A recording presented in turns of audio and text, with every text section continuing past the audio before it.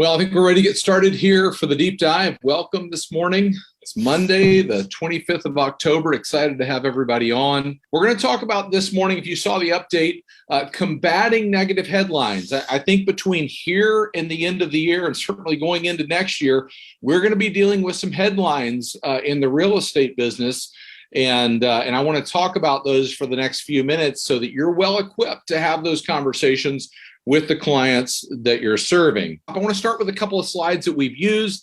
As we've done the deep dive, you're going to be familiar with these before I get into some of the headlines. But first one here, showing time. If you'll remember, if you've been watching what we've done here on the deep dive all the way through last year, we talked about showing time being the leading indicator of what's happening in real estate. If people aren't showing up to go look at a home and we're not scheduling showings, we know that's not going to turn into a transaction down the road. And certainly showing time and the number of showings is starting to level off. Now, we went through the spring of this year, saw a tremendous amount of activity happening across the country, and now that's starting to sort of level off. Now, the one thing I've said, if you've been following, is, okay, let's look at where we are, and don't worry about it. We're ahead of where we were this time last year, but let's draw a line of where we are, and we're actually slightly below where we were this time last year. So we want to start to look at that. And again, this is going to feed into some of the headlines potentially of, not as many people were out there looking at homes as there were this time last year. And that would be factually correct,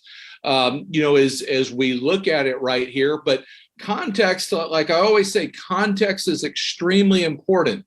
If we go back and we look at September of this year versus September of last year, like I said, we see a slight dip, 175, the reading for showing time this September, 184. You see the blue bar there last year. Well, let's go back and look at September's prior to last year. Well, you see the slight dip there, but we're ahead of where we were in 2017, 2018, 2019.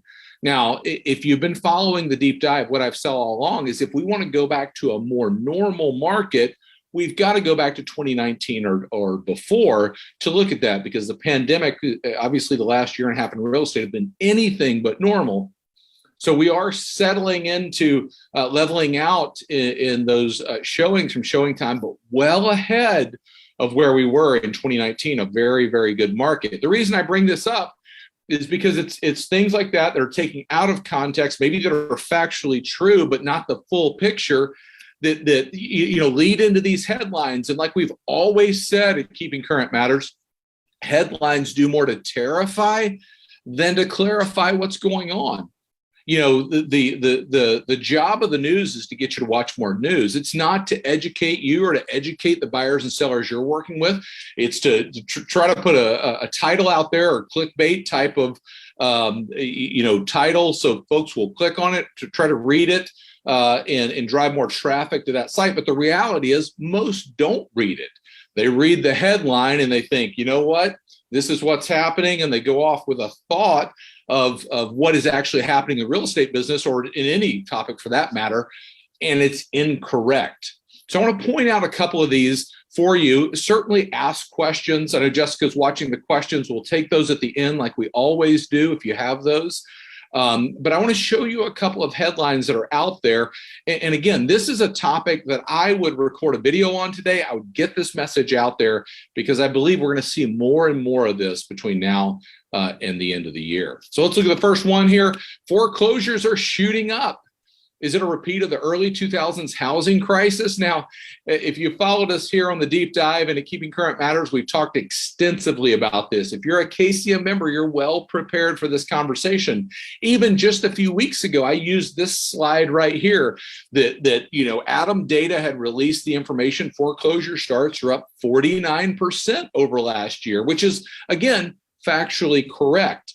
But if you go back to August of 2019 here in this graphic, you see well above where we're at. And certainly with the moratorium being lifted, expect to see a rise in foreclosures in the months coming. Expect to see that headline to say, for the second month in a row, foreclosures on the rise. Well, this one's actually from Realtor.com, a little bit of friendly fire here in our business, in that sort of clickbait type of headline. But let's keep looking at these because I want to point these out so that you're prepared. CNBC Mortgage originations will drop 33% in 2022 as interest rates rise, according to an industry forecast. So if you're already worried about should I buy a home, you see originations are going to drop 33%.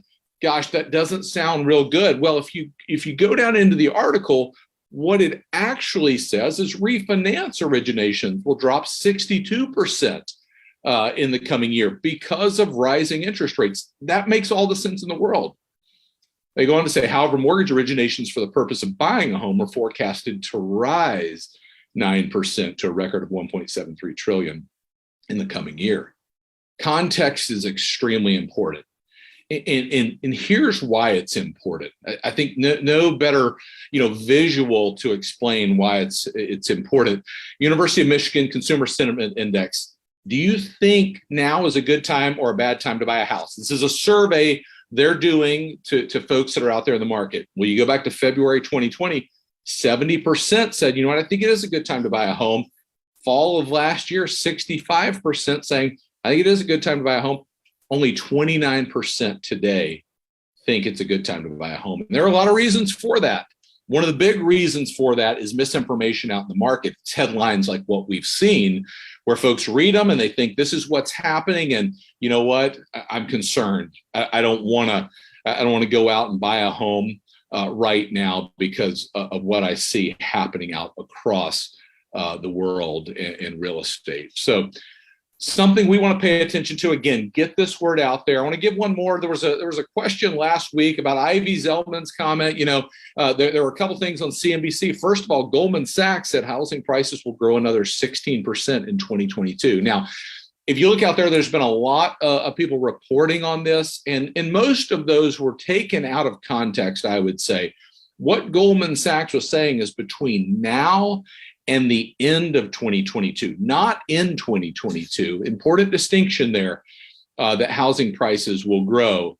I saw a comment as well about Ivy Zelman. You see her here on the screen about a comment she made on CNBC last week. I did want to address that because there were some things that she came out and said, and there was a question in the chat on last week's deep dive. I didn't do that. Kate did that. We didn't get a chance to get to it. But she said a couple of things that I want to address, and I've got a transcript here of some of her comments, and I'll read those to you. She says, I think the housing market is already starting to show some moderation. Certainly would agree with that. The housing market is starting to show some moderation in the market. And she said, I think that's going to become more evident as rates are starting to go back up and we start seeing incentives by builders creep back into the market. No doubt we're seeing a housing market that's moving into more moderation. Now, again, I'm going to make the point, like we said with the showing time graphic, we're well ahead of where we were in 2019. So we're moving into this market that's very, very good and ahead of where we were in the last normal market. She went on to go to say this, and we're seeing resistance by consumers that are really questioning whether or not they can afford it and do they really want to buy at the top of the market. Now, have tremendous respect for Ivy. We quote Ivy and Zelman a lot here at Keeping Current Matters, but this is an area we disagree with. And even the forecast for home price growth next year is positive by Zelman and Associates. So, I think there are people thinking, do I want to buy at the top of the market? I think it's absolutely incorrect because of the headlines they're reading that give them cause to think that. So that was the second point. And the third point, she went on to say, if rates rise even as to 4%, I think that will completely halt the housing market. Again, don't agree with that. We were in that rate scenario prior to the pandemic, certainly didn't halt the housing market. No doubt it's going to affect affordability. And, we've talked a lot about homes right now are less affordable, but they're not unaffordable. And as we go into next year and prices rise and interest rates rise, we're going to have to deal with that. But a halt to the housing market, certainly don't see that. So I want to clarify those comments. Tremendous respect for Ivy and all the work they do there. But on some of these points, definitely disagree with those. Now, what's the bottom line? The bottom line that we need to be talking about right now, and we need to realize in our business, and this is a point that I think maybe even in the office, and we're talking to people that we have to look at is, what will we do this year in volume? What are we going to do next year in volume as forecasted by experts? Home sales are forecasted to increase this year and perform very well next year. If you remember in 2020, we sold 6.5 million homes in this country, more than we have ever sold before. And we're forecasted to do more than that this year and more than that next year. So as we see the headlines out there, people talk about, okay, when's this thing going to come crashing down? Well, as I look at forecasters, I look out there, even though we're starting to see the business moderate, I don't see that coming. And oh, by the way, we got to remind ourselves that we're going to have a very, very good year in housing this year. We're going to have a very, very good year next year. Probably won't meet the market potential because of the lack of inventory, and that's the biggest issue that we face across the country. There's literally not a market right now that couldn't use more inventory in it across the country. But no doubt, home sales are forecasted to do very, very well this year and next. I'm going to transition in just a minute, and I don't know if there are any questions that people have put in to the comments here. So grateful to always have everybody on the deep dive. I want to do this. I want to invite you to a webinar we have coming up this Wednesday, how to answer the 3 biggest questions in real estate today. And I'm going to make the argument there are questions in the market today that if you don't know how to answer them, you're in trouble. And we're going to take, about an hour, myself, Kate Resbeck, Jack Goodall from the KCM team, and we're going to go through these questions. We're going to talk about prices and affordability, certainly a big question. We're going to talk about the biggest challenge and how to overcome that challenge right now.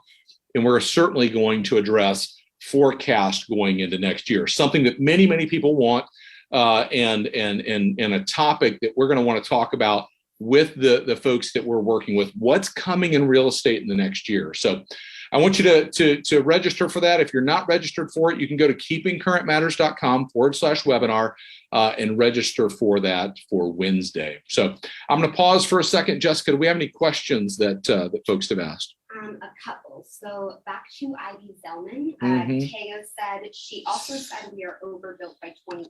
Yeah. She's the only one saying. I saw that as well, Tego. So there was a question there. She also said we're overbuilt.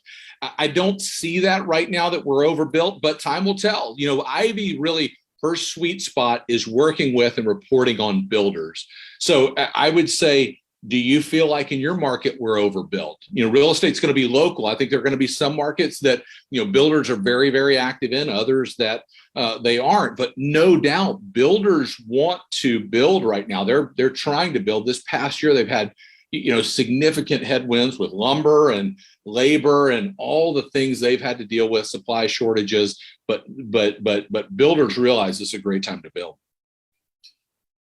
That was the only question? All right. Well, we will wrap up on that. As always, I want to thank you for starting your Monday here with a deep dive. Share this with somebody that needs to hear this message. Invite them to be a part of the deep dive. More than anything, we want to get this message out there. I always tell people at Keeping Current Matters, we've got a wall right here that says, we believe every family should feel confident when buying and selling a home. And our goal for you as an agent is to help you save time and money doing all the work so that you can be the best educated agent in your market on all of these topics. So hope you have a great week. Good to see everybody again, and we'll see you back again next week. Take care.